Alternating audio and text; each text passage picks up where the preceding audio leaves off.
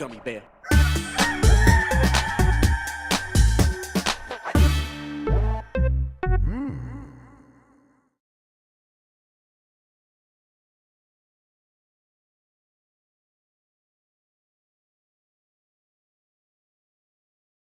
Episode, we're going to be talking about Elden Ring Nightreign reviews, and a big event for one of the Switch 2's most important holiday games got announced.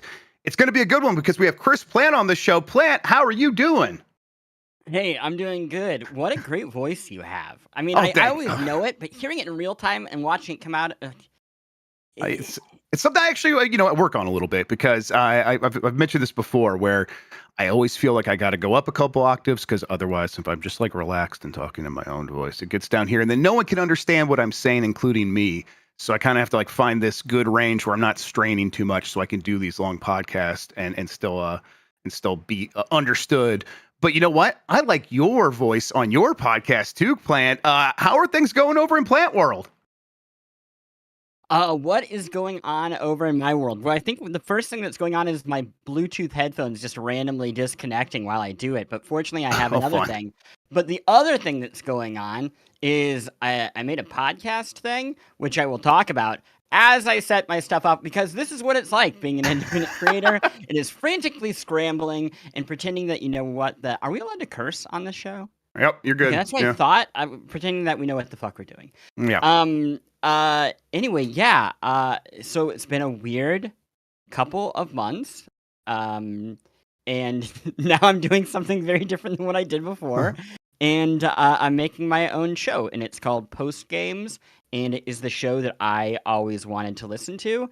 And I'm a firm believer of the best thing you can do as a creative is make the thing that you would actually pay for. It's so easy to get like pulled into like, what do I think is cool or important or interesting, which are not always the same as what would I actually take the time to read. I always say this when people are like, hey, you should write a book. And I'm like, well, considering how few books I enjoy reading, the odds that I will make one that anybody else Yeah. would enjoy reading, pretty low. We're not all Jason Schreier, it turns out. No, we're not. But yeah, it's a.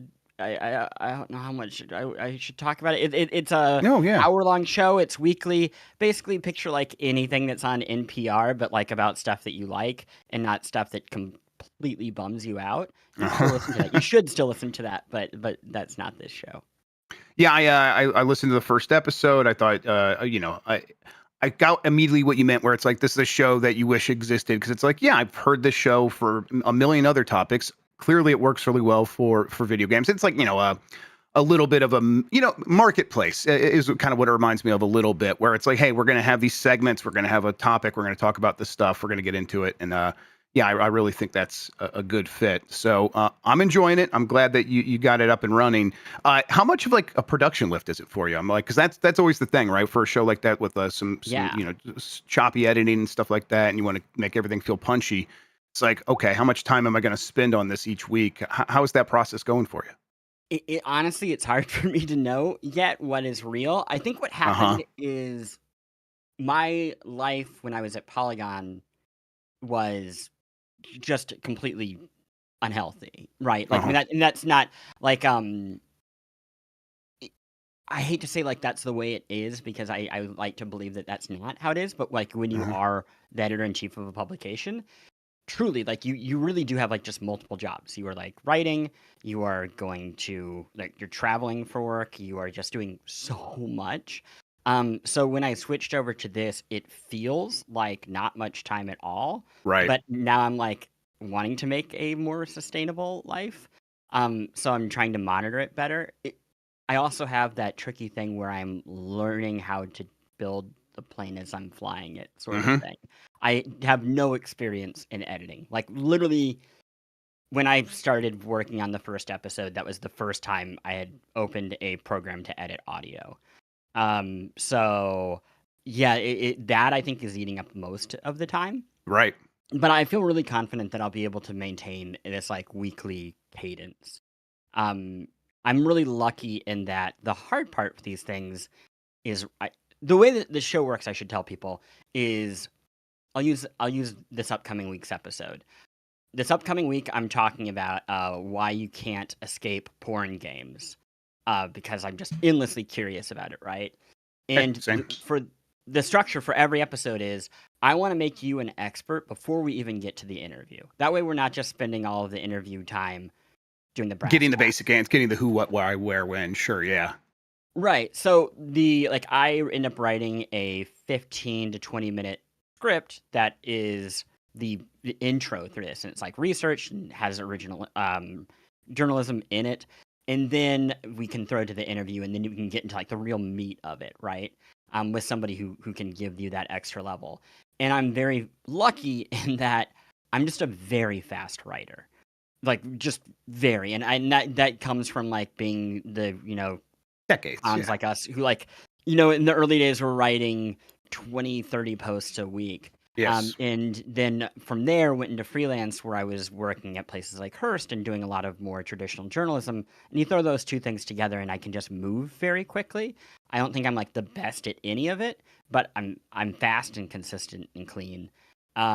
So when I can reduce that and I can get people on the phone, fortunately, just because I have like a little reputation in the industry, and like those two things end up making it move just so fast. Yes. Makes a big difference Yeah, for yeah. sure. Well, I'm glad that you are doing the show. Like I said, where can people find it if they want? Like, should they just go search their podcast feeds for post games? Yeah, I mean the easiest way right now is post.games. That'll take you to like the newsletter and all Perfect. the other information. It's still a young enough show that like it seems like it got the search juice that it needs for you to find it when it comes up, despite it being a pretty common word. Right. But yeah, post.games I think is your best bet.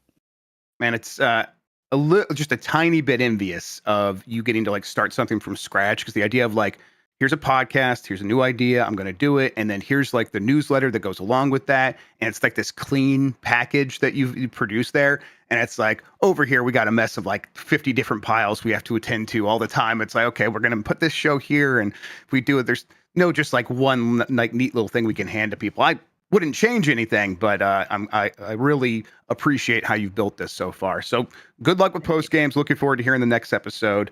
In the meantime, let's explain what we do here and explain ourselves. You can go to giantbomb.com/join and support our independent gaming media website. We're covering the Switch 2 launch. We're going to be at Summer Game Fest. We're going to be doing GB at night out in LA, all on our lonesome. We've figured that out, and we need your help to make that happen. You go to giantbomb.com/join. Become a member, gets you ad-free shows, gets you a handful of other goodies. On this show, however, most weekdays, I, Jeff Grubb, will help piece your gaming life back together. That includes breaking news and maybe even some of our own original reporting. For all these topics, I'll get the input of a bona fide expert who will make me look smart. If you are watching live on Twitch, welcome. You can always listen to the show later on podcast feeds by searching for game-breaking news or... God damn it. Game Mess Mornings. I thought I changed that in every reference there. That's the old show, Game Mess Mornings. Or find the RSS feed on giantbomb.com. You can also catch the show later on YouTube. Hello, YouTube. Yeah, I'm never going to change, everybody. All right, let's get into the headlines with this first one here. Elden Ring Nightreign reviews. Chris is getting a 79 on OpenCritic. Mitchell Saltzman over at IGN gave it a 7 out of 10 and said, when Elden Ring Nightreign is played exactly as it was designed to be played, it's one of the finest examples of a 3-player co-op game around, but that's harder to do. Excuse me, that's harder to do than it should be, and playing solo is poorly balanced.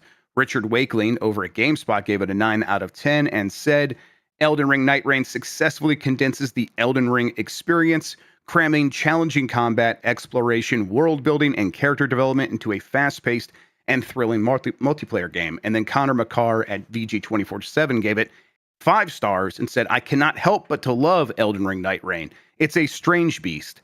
Kit bashed from parts of Elden Ring that feel clunky in places. God, the vaulting system can be frustrating at times. It has bugs and it has blemishes. It's not a traditional Souls-like experience, and as such will surely turn away fresh faces and diehard veterans alike. But it's also a celebration of you, the massive community of Souls-like players, and specifically Elden Ring players. It's a game and a story about you and all of the weirdos you've met along the way. If this is a send-off to Elden Ring and the lands between, it's a perfect one. This is one that I'm like not surprised to hear has like some contention in how people are responding to it. I also think that Saltzman at IGN kind of nails it, where it's like, I bet this game works really well when it's working really well. And then when you have that experience of, well, yeah, sure, I would love to be enjoying Nightreign in this moment, but I can't get two of my friends who have a similar skill level to me into this game at this time for a 4-hour period so we can do several of these 45-minute runs in a row so we can really get the most out of it. That to me already sounds like an impossible task, an impossible feat to pull off as someone with a busy life. So I think this is going to be one where I might mostly watch from the sideline. Sure, we'll do a couple streams over here, and I'll force myself into that situation, and I'm sure I'll enjoy it. But I get that this is not going to be the thing that most people are looking for. How are you feeling about Nightreign? A few different things. One, I think it's very funny to hear people who love the series saying, "Oh, I wish it accommodated me more." After all of the conversations about that in the past, there's some tasty irony.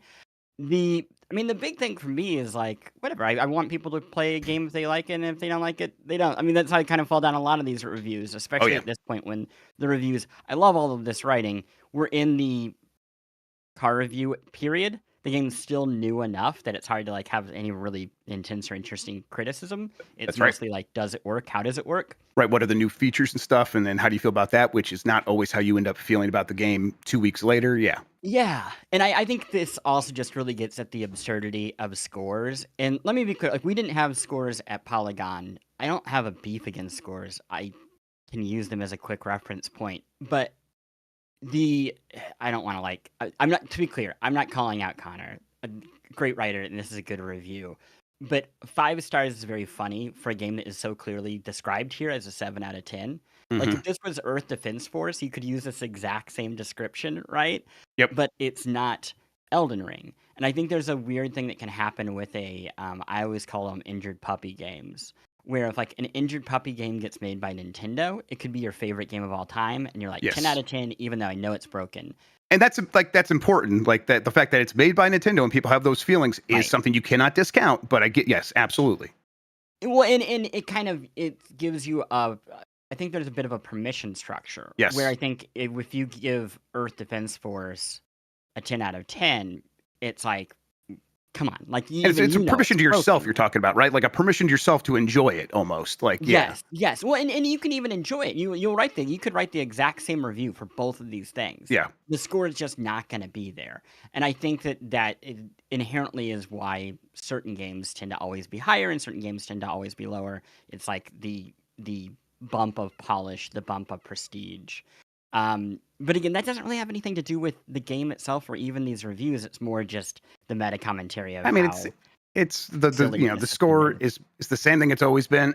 It is going to be useful to that person who has $60 in their hand and is trying to figure out what they're going to do with it, and they can quickly look at a number. And I think it has a utility for that. Beyond that, you're right. Like Nightreign is going to have so many more interesting things to reveal to us as people get in there and explore it and find new ways of interacting with it.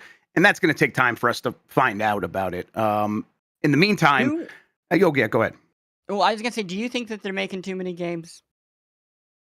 I mean, I think that this is not crossing that line yet. So the way Miyazaki, who didn't direct this game, described, I think, what is happening with Nightreign. I don't know if he called out Nightreign specifically, but it kind of sounds like that's what he was doing, where he's saying we are going to take some of our games, some of our assets, and we are going to use them specifically to make smaller things off to the side to train up the next generation of our creatives. And it's like, if that's what Nightreign is, I think it is not too much. It is exactly right, because you're going to need people kind of ready to go, and you can't wait an entire development cycle for the next game that you're making to really get them up to speed. It's kind of, other developers have different ways of doing this. Over at Naughty Dog, they're like, let's remake every single one of our games every couple of years, and we'll put a lot of people to work on that, and they'll get trained up. And I'm like, yeah, as a training program, that makes a lot of sense. And then you make a lot of money selling these games again. I think that I don't get the sense that FromSoft is doing too much yet, but you never know. Like one of these things, like let's say Nightreign took off and became a massive thing, and now they have to support that game going forward for years and years as it gets bigger and bigger. like that would put them in a situation where it's like, oh, how does the studio navigate going forward? I don't think they're in that case yet. That's funny. I never even thought of that as a scenario. Yeah. But, like, not as a diss to it. I just kind of assumed that they're gonna release this and people are gonna And get that is back to what's square going to one happen again. here. That's because that's Yeah. the most likely scenario, of course, for sure. Yeah. I have not played Nightreign yet. We got code. We're going to probably play it on the site this week. I'm curious, but I'm also, part of me is like, I'm almost a little relieved I don't have to like put a ton of time into a new Elden Ring in this moment when there's so much else to play and the Switch 2 is coming out. I'm ready to go have a good time in this for a couple of play sessions, but I don't know if this is You've going to only become my life. beaten you've only finished the 100 line 40 times of the 100 endings, is that right? Exactly right. I really got to get in Yeah. there. I hear it gets really good at 42. So that That's 40 true. I can attest. I'm at 43, and let me tell you, it's a different game. that that game I talked about this somewhere. That's the one game that did get lost in the shuffle the last couple of weeks. Everyone was worried about Clair Obscur, and it was really 100 line that was getting lost, and Oblivion's out and Clair Obscur's out and all this other Yeah. stuff was happening. So people seem to really like it. I bet it gets Don't worry, the rediscovered sickos and the throughout the end of the year. perverts, we still we're still I'm here happy for it. happy to hear it. Fantastic. All right, let's move along here. Next Pokemon Presents is announced for the end of July. This is from John Walker at Kotaku. Nintendo and the Pokemon Company International have just announced the date for the next Pokemon Presents, due to be with us before the end of July. It's set for July 22nd. The contents of the new Presents have yet to be detailed, but it's extremely likely that a lot of it will be dedicated to Pokemon Legends ZA, given that they also just dated that game for October 16th. That's one of the Switch 2's biggest games. They are going to detail that quite a bit, I'm sure. You think there's a chance there's a lot of other Pokemon news, or do they kind of just focus on this big ZA game? I'm wondering if there's maybe a little bit of a surprise, like, oh, there's a new Pokemon store opening in the US. You know, we've Oh, had the sure, Nintendo yeah. stores opening, and the Pokemon centers in Japan are like a big thing there. I'm always kind of surprised that they haven't come here. And now feels like their big press, like into the physical space of the US. They have the shop in San Francisco opening Right. or open for Nintendo. They have both theme parks now open on both coasts, and it feels like now would be the time to do that. But game wise, I think that they have, their hands full, and I can't imagine them overloading us. I always wonder when we'll get more of a like dedicated retro device thing for Pokemon, but that's not going to happen the same year as the Switch 2 coming out. Right. Yeah, that's one they always seem to kind of keep in their pocket. And, it's weird with Nintendo and the Pokemon Company, which obviously Nintendo owns a third of the Pokemon Company, but it operates autonomously. I'm sure they would collaborate on a device like that, but you're right. That's one they probably save for a year when they don't have the Switch 2 launching. That's like in their stocking stuffer category, which is where the NES Mini was, and then those mini things that played the Super Mario and Zelda, Yeah. and they'll probably find a way to get to those eventually. I think we are in the 30th anniversary this year, I believe, for the Japanese Mm. release, and so it's like there is a chance they find a way to do something bigger, maybe a big remake or something like that. But man, I don't know. If it also feels like they recognize they need to take more time with all of these games, and Pokemon Legends ZA is the exact kind of thing that can distract from them taking a few more years on everything else. So I kind of hope they just lean into that, and because I would rather, other than getting big announcements, I would rather Game Freak be given the opportunity, or take the opportunity. It's in control of its destiny somewhat. Take the opportunity to really focus on making that next mainline Pokemon game for the Switch 2 something that is worth getting excited about from a technological standpoint, because it's just been off for the last couple of releases. Can I tell you about why my kid can't go to college? Yeah, please. It's I need to hear related. this. It's related. Okay, good. It's financial. When I was a kid, I was obsessed with importing Japanese video games from a very, very young age because Like, I how young? idolized like 6 or 7. To be clear, Wow. I got like 2 or 3 games a year. So this was a terrible logic For of I'm gonna sure. get games that I can't play. But what I realized is like, oh, I can borrow from everybody. Right. And if you have a Japanese game that's like a great bartering technique, even though you would end up Okay. having to, like, give them your console. It was like a whole thing. My parents were very into it. They like tinkering with like hardware and stuff. Anyway, the long story is, like at the very beginning of getting into this stuff, I had heard about this game, Pokemon, and that before it even came to the States, you could get these cards. And if you went to your local shop, you could ask them to order them for you. If you went to, like, the little, like, war, uh, what are people who make the dioramas or whatever. I don't know what they're called. Model shop. Yeah. There Oh, we okay. go. Yeah. Sure. Yeah. Like, Hobby so I, shops. like, we would go to, like, a hobby shop, and we asked them to, like, order some of these. And our hobby shop, after, like, a month or two, did. And we got, like, this original thing, and I collected just gobs of these, filled up an entire binder for it, kept it in my closet, untouched, kind of forgot about it. And then in college, I asked where it was. My parents were like, "Oh yeah, like right after you moved, we gave it to the church for a donation." Oh no. And it That church is now haunts me gold to this plated. day that I'm like, "Oh yeah, man, that's great." Because you know who needed Wow. more money? The Catholic Church. What are they doing with my Charizard? I don't want to know. Jan, are you okay here in this story? Jan's a Pokemon card guy. Yeah, okay. You hurt Jan. Oh no.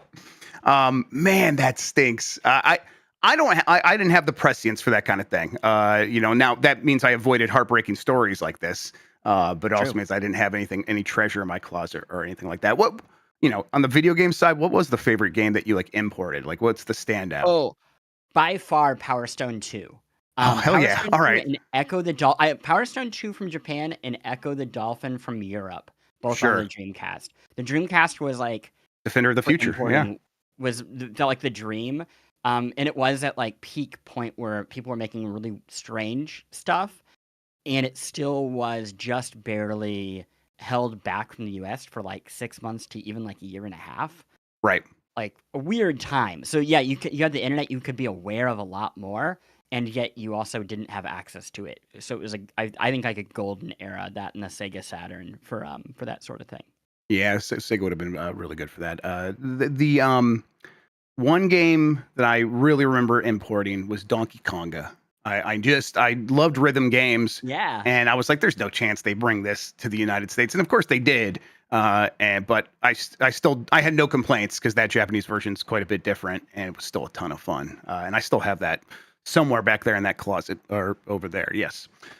All right, let's take a quick detour. This just got announced as I was getting like ready to start the show, or I guess got reported over at Polygon. Persona 4 remake apparently in the works. This is by Maddie Myers, who writes, famed voice actor Yuri Lowenthal has just blown up Atlas's spot on his personal Blue Sky account with a post about not getting to reprise his role as Yosuke in the studio's Persona 4 remake, a remake that none of us knew for sure was happening until Lowenthal's post.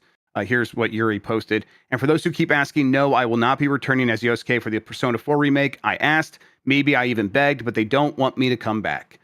So, hey, wow. Kind of getting messy when we're revealing other people's games. Now, to be fair, Persona 4 re.co.jp has been registered for a long time. So people are like, clearly this is happening. There were rumors before that even. Yeah. We kind of knew this was going to happen. Also, remaking these games just feels obvious. So circumstantially, it made a lot of sense. But here is essentially a confirmation from someone who might know. Yeah, interesting, huh? I mean, I was waiting for Catherine too, but I guess we're gonna get this instead. Just keep holding the torch for Catherine there. Yeah, It's a hard life, Uh-huh. Yeah, I mean, I don't want to be the person who's like, why? But like, why? Yeah, right. Especially with the way they remade 3 and the loyalty it shows to kind of the structure and the formula. I'm a little confused as to what would be so different with this. Right, like, is there a chance they're just reusing all the same voice lines and not adding anything new, and that's why they don't need them? Yeah, It's not what it sounds like. Like the way he's describing it makes it sound like there's something happening and they're getting someone else. Oh, I mean, yeah, I'm confused as well. Do we feel like absolutely certain that it's a remake and not a sequel? Well, okay, so you mean like a sequel to the 4 lineage or like 6? Okay, like Yeah, like a sequel to the 4 lineage, like an expansion of what the game story is, or a Well, I different point of view or something. like I yeah, okay. He says Persona 4 remake, like in when he's talking about it. I also think that they are most likely done with the 4 sequels, but that was a I wouldn't be surprised if they like start going back to one of those franchises in some way here pretty soon. The But Final I don't know if Fantasy that's what they're approach, talking about right? here. Where it's What's like, that? yeah, we're kind of Yeah. Final Fantasy, like, oh, Yes. there's more to be done here. I don't know. It just seems. I also, yes, I understand using the word remake, but using the word remake, remaster, reboot in video games is Right. absolutely No, yes. meaningless. Completely Yeah, ill-defined in yeah. many ways. Yeah. I think I'm also just being hopeful, right? Like, I would love. I just don't personally. I don't. I can't imagine what a version of Persona 4 is that they create that is that different than Golden, other than it Right. looking slightly nicer. Yeah, I mean, people really thought that Persona 3 remake was really well done. Does 4 need that treatment? I don't personally Yeah. know, but I think when I talk to my friends who are big Persona heads, they seem excited about the prospect. So we'll see. I think there is this idea of like, you can kind of have a definitive experience, and that'll be good. Even though Golden Yeah. was very definitive in a lot of ways, but I still think people are like, upgrade the visuals, give us the definitive version, and then apparently don't change the voice acting or completely change it with a completely different actor. So we'll see how that plays out. But yeah, do you think this is something that pops up at like Summer Game Fest? I think there's a chance for that. Yeah, do you think it's that soon? I I I, I I think I just don't know their cadence yet for these things. So I think Persona 6 is still a ways off, right? They won't Yeah. even like necessarily talk about that until maybe the end of this year if that's coming out next year, but that will take some time. There's no reason even to speculate about that, but this could pop off at any time between now and then. Yeah. So full of shit. I said all that, and then I'm like, "Oh, damn, I could play Persona 4 this fall. That sounds pretty kick-ass." Like, Let's "Ah, go. damn it." Yep, they got you. That's all it takes. All right, let's get back into the headlines I have here in the doc. Actually, you know what? Let's take a quick break. We're going to go to break, which you can avoid because we're going to go to ads if you get the ad-free version by going to giantbomb.com/join. But if you don't do that, you got to listen to this. Go ahead, Jan. This episode of Giant Bomb is brought to you by giantbomb.com/join. Join us there, become a member. It helps us make fun stuff. It gets you ad-free content. It also helps us make some extras here and there that we'll give exclusively to you as members. It's giantbomb.com/join for $10 a month or $100 a year where you save $20. You can support us in making all the cool stuff that we make over here at Giant Bomb. Once again, that's giantbomb.com/join. Become a member now.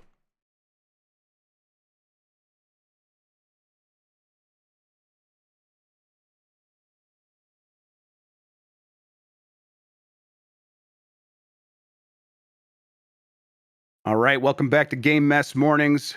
Giant Bomb. I'm Jeff Grubb. That's Chris Plante. Let's get back into the news with Apple to launch a dedicated video game app around Switch 2 launch. This is from Jordan Midler at VGC. Apple is reportedly planning to launch its own dedicated gaming app within days of the launch of the Nintendo Switch 2 in an effort to bolster its position in the gaming space. The app will come pre-installed across Apple's suite of products in an effort to unify the tech giant's push into the gaming space. According to Bloomberg, the app will feature a centralized achievement system, leaderboards, and other communication tools. The app will be announced during Apple's Worldwide Developer Conference on June 9th, 4 days after the launch of the Switch 2. There's more here, and there's another Apple-related gaming story here in a second, Plant. But I'm not an iOS guy. I've always been on Android. But Yeah. I like remember an early iOS gaming app, right? They didn't have achievements. I don't know. Like, I don't know. You tell me. Do you have an iOS device? Yeah, What's going on here? there have been a lot of these. I mean, the Apple Right. one was Game Center, which is Yeah. technically still exists and is going to be replaced by this. Okay. But before that, Apple just doesn't keep their hands on the wheel with any of this stuff. No. I don't No. understand this, like, we're taking gaming seriously bullshit, because they have had a million opportunities dating back to the Apple II to do this and to be in a position of just intense and immense power. And the earliest point was why was this not around for the first few years? Why did companies like Moko, who most people do not remember, create the actual Game God, Center right. tool that then got replaced by Game Center? And most games were using that. I think EA was using it. Um, why do they not have a dedicated controller, right? There are so many kind of obvious things that you would want. Why do you not promote any of your stuff?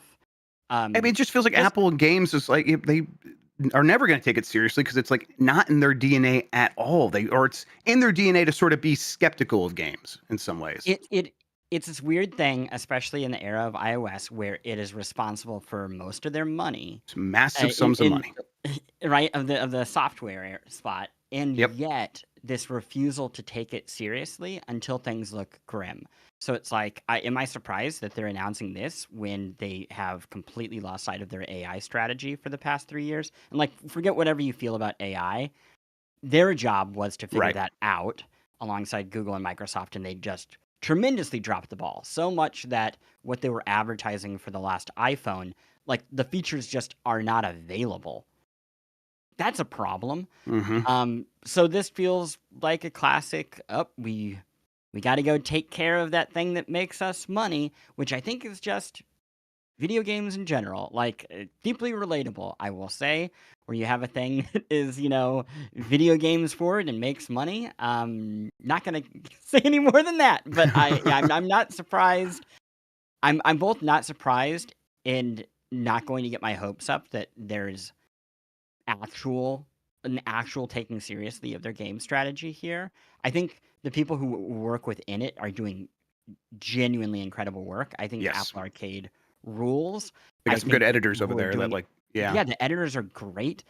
Everyone within it is doing a killer job within the limitations. I just wish that they had way more say in these things because they have assembled a great team in a way that few other places have.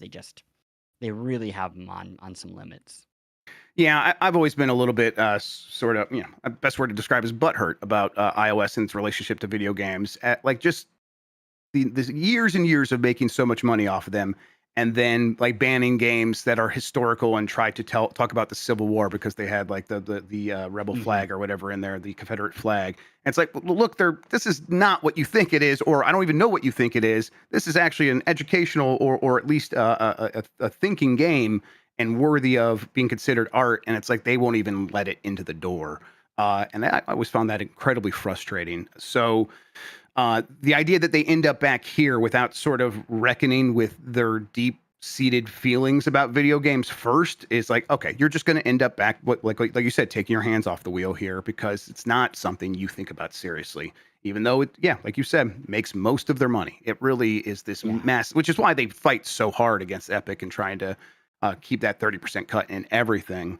Um, yeah. because Well, yeah, in it's some paid a lot of the context too, bills. for listeners who don't obsess over this shit. Yeah, please. The problem for Apple is twofold. Their hardware hit effectively a cap. Like they basically sold To everyone iPhones they to could sell everyone to. they could expect to sell one to, Mhm. and now they have tariffs and other issues. So they are needing to find ways to get more money from the people who have the iPhones. That is why we have all Uh-huh. these court cases about in-app purchases because they needed to find ways to keep growing once they actually hit a ceiling. And the only way to keep growing was to find newer and fresher ways to pull money from the same batch of consumers. It It- sucks. It's literally like we talk about this all the time, that same exact thing, but for consoles, where it's like consoles have been sold to as many people as they can possibly be sold to. They've been stagnant for years now. And so, like, look at all the news headlines about what's happening with what the decisions that these companies are making. How do you feel about them? Does it feel like they're trying to extract more money from you, their most dedicated fans? Because you're right. That's exactly what's happening. It's sucks that so many of these things are at that point that now it's like, oh, the target's turned back to us who really enjoy these things and kind of made it part of our hobby or whatever. And it's like they Yeah. know they can get more from us and they're going to try.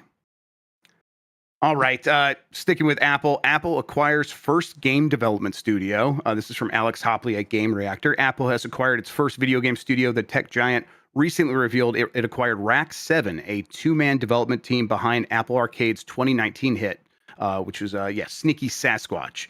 We love Sneaky Sasquatch and are excited that the two-person Rack 7 team has joined Apple to continue their work on it with us. We will continue to deliver a great experience for the Apple Arcade players with hundreds of games from many of the best game developers in the world.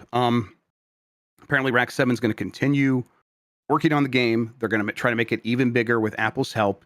And Apple says, we're not acquiring other game studios. This was a one-time thing. What's going on here? Like, what was Apple trying to pull here? Is like this part of an idea of like, hey, we want to support Apple Arcade, or is this a shift that is maybe, or is this them testing the waters of an acquisition of a game developer? I can't really read this situation. Yeah, I mean, my best conspiracy theory for it is that this is boxing somebody else out of the paint, right? Like, Right. you have a two-person team and you don't plan on buying more studios, but you have an IP that is relatively well known for your platform.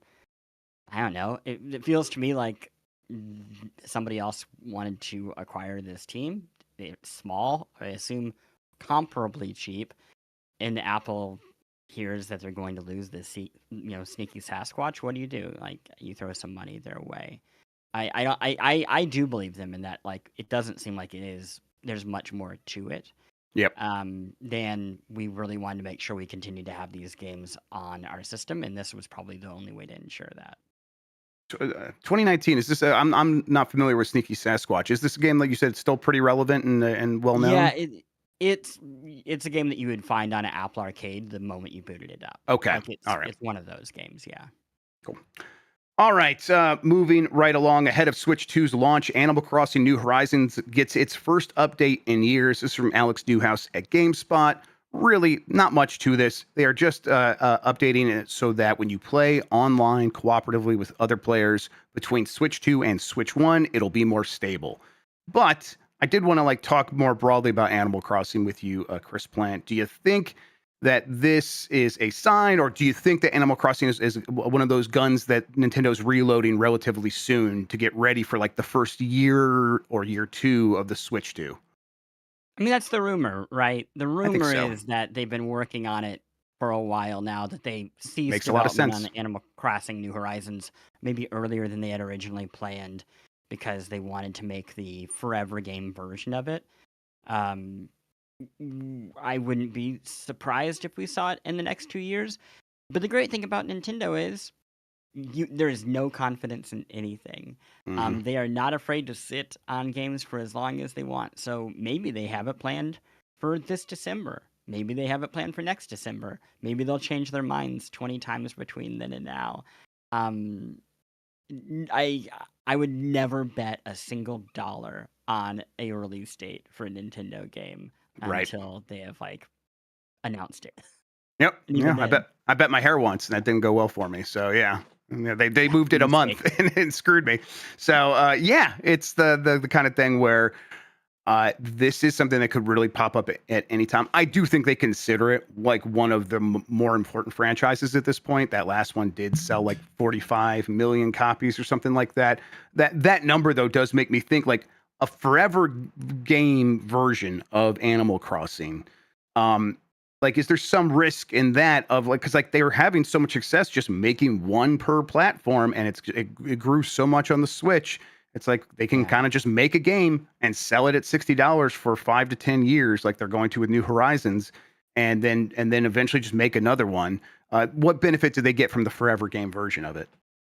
I think that Mario Kart 8 is a historically great example of what a forever game Yeah, is for Nintendo and how they're thinking about this, which is to say it's forever until it isn't. It's a yeah. very, very long time. It feels like forever. I mean, more than a decade. And Yeah, I think that is closer to it. Like, we're building a game that is meant to be able to be added on to, and in that everything works. The question that I would love answered about New Horizons is the multiplayer is garbage. Like, it's real rough. genuinely a pain in the ass. And the rest of the game is great, but clearly the potential is that. And if it wasn't clear enough by the end of the pandemic, or not the end of it, during it, um, that would be the reason to rebuild it if you couldn't fix that with the way that the game was designed and it needed to ground up.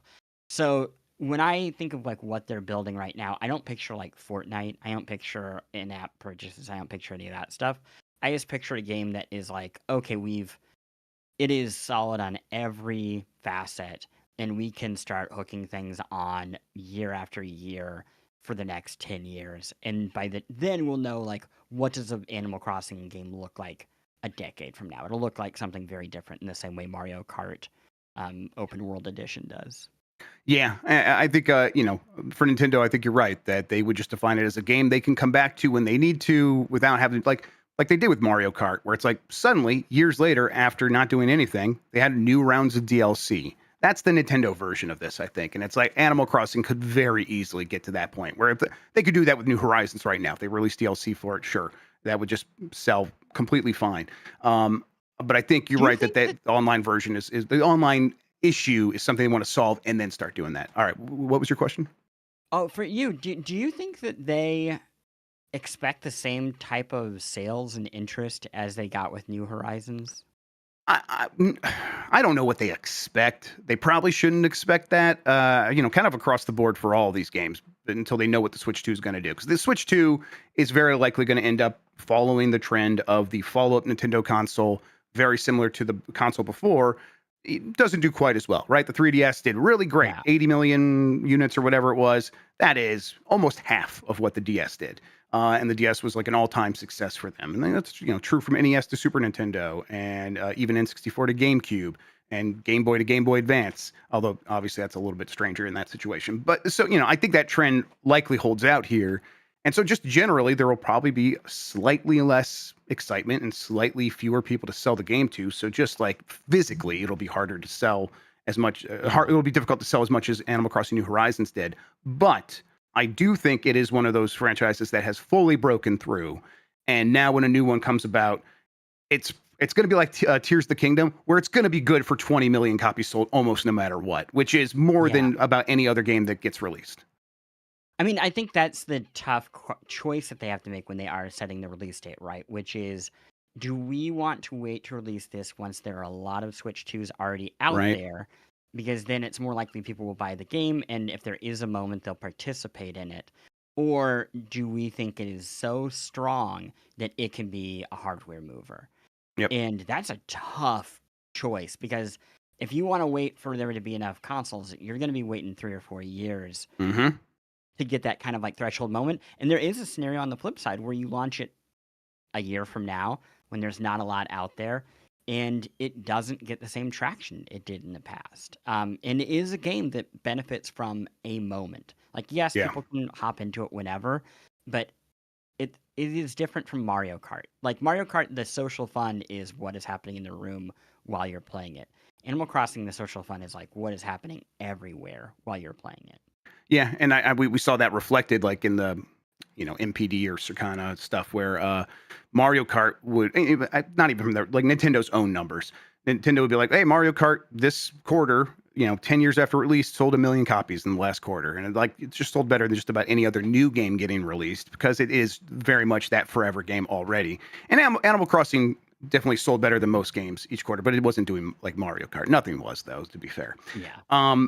Yeah, I think the one caveat with what you were explaining there is Nintendo's games do tend to just sell forever now. And so if they put a game out, I think they're likely doing it with the idea of, and someone's going to buy this game 4 years from now, also for full price. And there could be a year where it's like it's actually selling better now than it did in like year 2 or something like that, because that's how our games go now. I think you're still right that for Animal Crossing specifically, they will try to find the balance between how many systems is it going to sell versus how many systems are out there, and that's why they probably will at least push it until late next year if it's coming. But Yeah, I think yeah, you're right. I think it's coming. All right, let's see here. Nintendo 64, Nintendo Switch Online is going to get rewind and CRT filters on the Switch 2 and control mapping features on Switch 2 and Switch 1.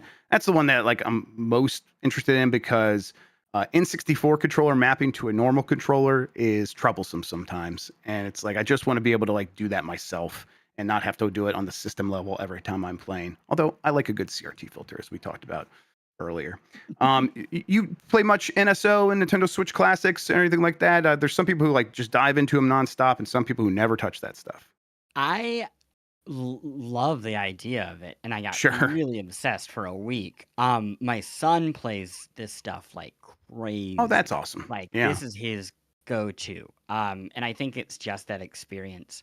He's 7 and really loves like a library, like where Yes. like, you open it up and there's just like all Just these a bunch of stuff choices, there. and you Yep. can try a whole bunch of different things. And I You never think know what you're that gonna get there's next. still Yeah. yeah, and for like kids, I, I would love to know more about like how the retro aesthetic hits them Yeah. because how is it that different than Roblox? You know, It's not. like Yep. there's not a lot of difference. So yeah, I'm happy for that. Do I think he cares about a CRT filter? Not at all.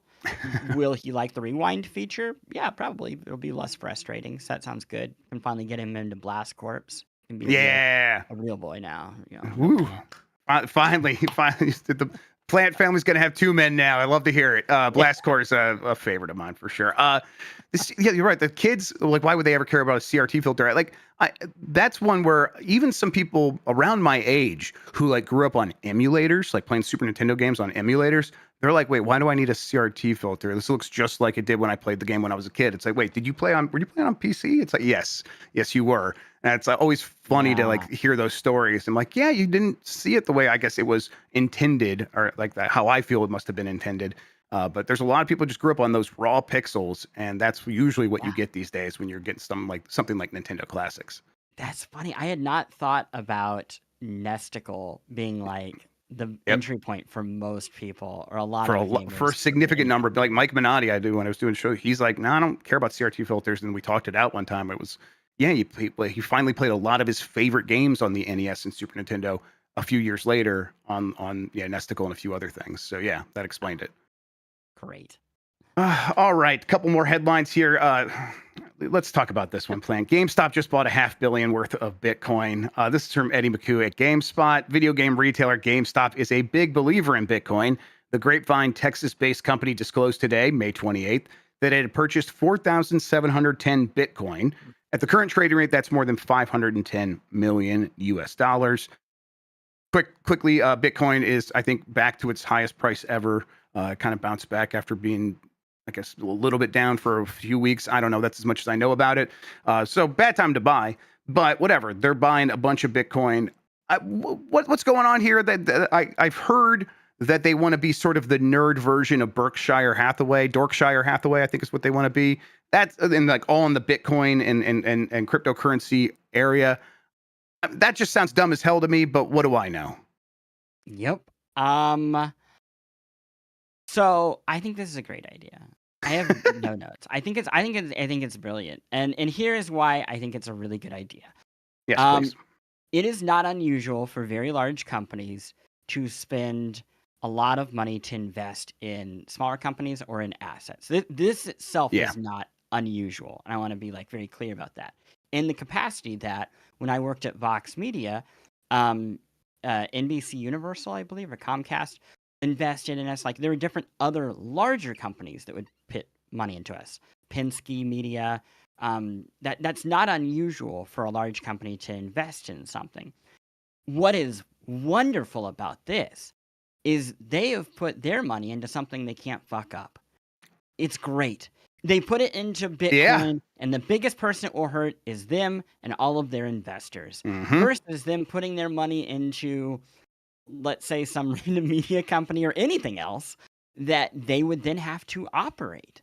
And that would not be my favorite. They have not shown that they're very good at operating companies. Are they good at investing? I don't know. Maybe. I don't really have any reason to believe that, but I don't have any reason to not believe it, I guess. Is it a absolutely strange and peculiar pivot?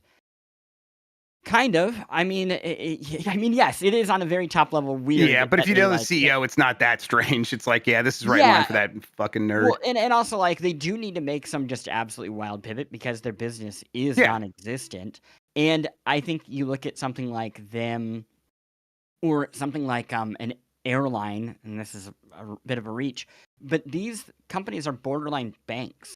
They are, like, holding onto value, Yeah. Like with an airline, they are totally fine with you changing the date of your plane because they literally just stock up all of this cash that you have, and then they use that cash to like raise funds. Yep.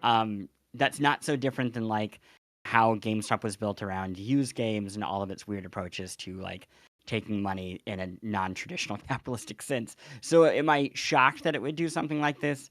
No. Would I invest in this? Absolutely not. But glad that they are just here to, you know, do damage to themselves and their shareholders. Yeah, I do like have this like grim vision of this is how a GameStop becomes our Wayland Yutani.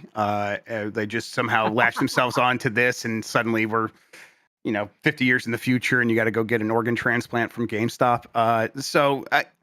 I hope it crashes and burns because it's better than whatever else this could end up in. Just a really weird move. Like for investors, like I guess it's just like you invest in GameStop, which is invested in Bitcoin. And I don't know, there's a certain point you cut out the middleman, but I don't know. I guess it has worked for Berkshire Hathaway, which doesn't make anything. They just invest in other companies and people invest in them. But I don't think that GameStop is going to have the track record that Berkshire Hathaway had, especially with cryptocurrencies. Something that the whole thing with Warren Buffett was we're going to look at the fundamentals of all these companies, and we're going to invest in big name brands that have good fundamentals in their financials. And it's like, well, you can't actually measure that for a Bitcoin, let alone any of these other cryptocurrencies. So what are you basing this on? And it's just wishes and hopes, like always. So yeah, let's see what happens next. Yeah. Yeah. Yep. That's just and I'm sure that the Bitcoin investors are happy about this because pushes up the price. So we'll see. All right, last thing, kind of an update. Nintendo Switch 2 out in the wild, though locked behind day one patch. We talked about this on the Bombcast yesterday, but kind of wanted to touch on it a little bit here, especially with like learning what is this day one patch? Like, what does it enable? Apparently, what's happening is I don't know if it's blocking out Switch 2 games, but apparently the people that have the Switch 2 don't seem to have Switch 2 games, or at least have not shown that off yet. They're trying to play Switch 1 games on there, and when you do that, it prompts you with the thing that says you should update to be able to play Switch 1 games. And that is probably the day one update. And so when they reach out to the server, nothing happens, or something happens and it alerts the Nintendo ninjas and they're coming for them. That's more likely. But the other thing that this is going to enable is micro SD express card support. So like a bunch of things just don't work on the Switch 2 when these people are getting it. I do think, Plant, that this is very much a day one thing, and like the next batch of Switch 2s will just have the day one patch installed, and this is not going to be a thing going forward. But interesting, right? Do you think Nintendo deliberately did this to avoid this scenario? Oh yeah, It's Nintendo, right? Why would we not think that? Uh-huh. That seems totally reasonable. This is one of those stories where I'm kind of on the whatever side of things. I agree with you. I don't think this is a permanent thing. I think it is a first batch thing. Yeah. And I think it will be taken care of. Nintendo is they're really feeling themselves right now, I think. And like they know where they are one of the few stable, powerful players in this space. And I think that is why we see rumors of the press not getting Switches before launch, or maybe even at launch. I don't know why it just feels all very locked down.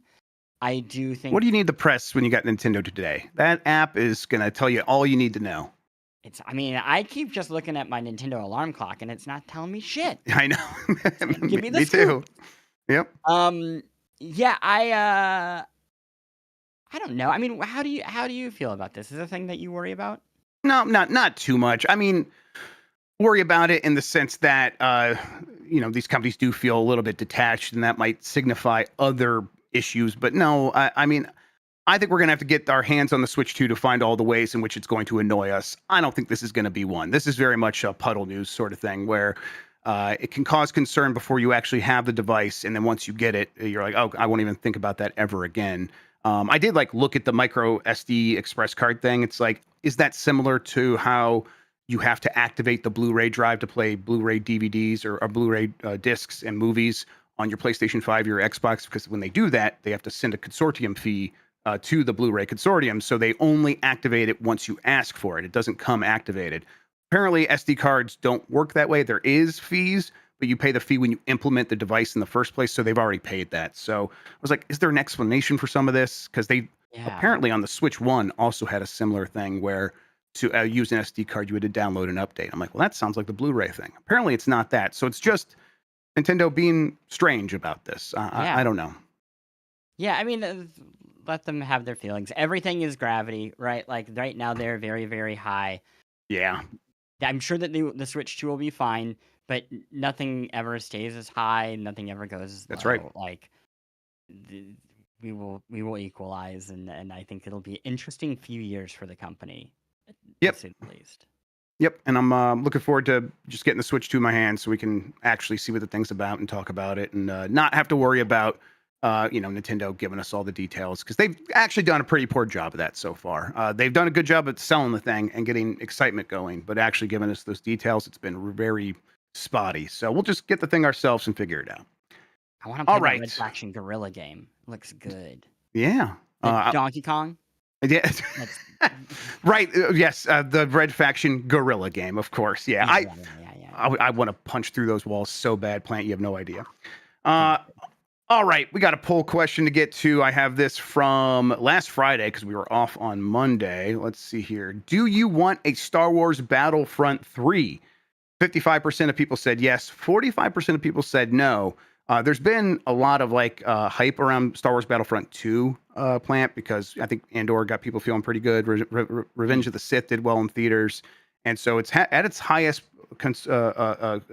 concurrent player count on Steam right now than it's ever had. That's because it launched late on Steam, but whatever. It has a lot of players. I was a little surprised to see this thing where it's like, this is just a poll question. It's the easiest thing in the world to say yes to something that you don't have to pay for. It's just free. Like, just click it and just say, hey, I want this. And still 45% of people are like, I'm good on Star Wars. I think that's going to be a divide that's going to keep something like Battlefront 3 from happening. What do you think? Multiplayer too. I mean, I know that there was a campaign, but like, come on, Yeah. it's a multiplayer game, and not everybody is just dying for the next, competitive multiplayer game, even if it's Star Wars. Yeah, we're kind of Yeah. we're kind of set on that. It feels like, and they gotta EA's already got to figure out Battlefield in that space, which it feels like that doesn't even have room for that, let alone Battlefront 3. Yeah. I will say I went back and played Outlaws last week. Pretty Yeah, pretty good game. They yeah, polished the shit out of that thing. I like that game right And away, and it's only gotten better. wow, yeah, it's like a blast. I I was shocked. I bounced off of it that first go around, and I'm just like zipping through it and having a great time. So maybe this is a question I had asked my buddy Russ Freshtick on the Besties Resties that we do. I'm curious for you, for an IP game, how much does a launch matter? Yeah, I mean, for an IP game, I don't know. It felt like it mattered the most, because the upfront costs that these companies are paying, that I think they need to see that it's justified in that first moment, or else they're going to have bad feelings, and that's going to hurt morale, and that's going to hurt the game. But I don't know. Outlaws is maybe testing that a little bit. For me personally, when I'm thinking about these games, I've played through like half of Outlaws, and for me, it's still sitting there as like this treat I'm going to go back to when I have a little bit of time. And Yeah. and as I was finishing Andor, a show that I just deeply, deeply love, I'm like, oh, right now I'm in the Star Wars mood. I can go back to Outlaws. So just having it there for me works really well. I don't feel the need to Yeah. rush through these things at launch. That's why I ask as more. I agree that like that's the reality we live in, but if that could change in terms of the calculus for how these companies think about these things. And I point to how Fallout 4 popped and Fallout Yeah, 76 popped after after the TV show, right? And we're seeing the same thing now. And should we be thinking about these sorts of games as, yeah, get them out there, we'll hope they have a good launch. But the reality is these things are going to have a different long tail than a lot of other games. They're going to reach their audience whenever these other moments are going on, and especially when you see all the stats of who even plays a new game each year, yeah. right? Does the average consumer even give much of a shit about the launch, or is it just like, yeah, you know what, I'm in the mood for a Star Wars game, there was Yep. a new one of those, right? And they pop on and play it. Yep, exactly. And it's like a lot of them are at this point waiting for things to get added to subscription services or whatever else, or to see it on sale for Black or in a Steam sale or something like that. So yeah, I think people are just not motivated to move in that first instance when the game is the most expensive, especially when they've been trained to know that it's going to go down in price. All right, we got a new poll question. We'll get to that here in a second. Before we do that, Plant, why don't you tell people where they can find you on the internet, what you have going on, and all of that good stuff? Yeah, you can find me and my new show at post.games. And again, that's like show if like you enjoy NPR, or if you ever liked A Life Well Wasted. I think that's like a great comp from It is. 10 I years love that ago. show. Yep. And you can also find me on The Besties and The Resties. That is a video game weekly review show, basically, that I do with my buddies Russ Frushtick and Griffin and Justin McElroy, best known for Adventure Zone and Mabim Bam. And you can also find me, I don't know. That's enough. Those are great places to find me. What's the next Besties the next Besties episode? What's the next review? What is the next Besties episode? That's, I mean, probably Nightreign. Yeah. Like I Yeah, think probably. we're gonna kind of have to do that because it's so big. But I'm looking to see like what else. I mean, I'm just still working my way. Oh, the one that is this Friday, we're talking about Fantasy Life. Oh, okay, Which great. have you gotten into this? No, but everyone's talking about it so much that I feel the need to, so I might listen to this while I Oh, play it. It is. I am not much of a two-screen person. Like if I'm going to be watching a show, I'm going to be watching a show. If I want to play a game, I'm going to play a game. Right. Not with Fantasy Life, my friend. Fantasy Life is a game that is meant to keep your hands busy for the rest of your life. It is truly bubble wrap the video game, just constant feedback of accomplishment. It is such a treat and very cool to see that Level 5, when they made the first one, they published it with Nintendo. This weirdly feels more Nintendo polished than the original. So they really committed to that bit. I'm happy to see it succeeding. Yeah. I did not have that on my bingo card for this year. It seems like it's really finding its audience, which is fantastic. All right, new poll question. What are you more excited for next week? Switch 2 launch or SGF game announcements? Do you like playing games or do you like hearing about games? I'm going to be curious to see your responses, everybody. We'll get to that poll question on Game Mess Mornings tomorrow here on Giant Bomb. Speaking of Giant Bomb, in a little bit, we're going to have Blight Club. Mike Minotti is going to be returning to Rascal, Jim Henson's Rascal, where he's going to look so cool. He's just going to look like the coolest dude you've ever seen. So look out for that. We'll get into that. It might have to be kind of a hot 90 minutes. We've got some other stuff happening around that, but we'll see. We'll try to do our best. And then we'll be back tomorrow with Game Mess Mornings. We'll have Voicemail Dump Truck. Going to find some time for Nightreign this week, one way or another, everybody. So look out for that. In the meantime, Chris Plante, thank you so much for hanging out with me today and talking about video games, man. I really appreciate it. Thank you for having me. Yeah, we'll make it happen again. We'll get you back on the show sometime soon. Until then, though, everybody, thank you for watching. Thank you for listening. You are the best audience in gaming. Until next time, have a good one. Take care of yourself, and goodbye. Yummy like a gummy bear.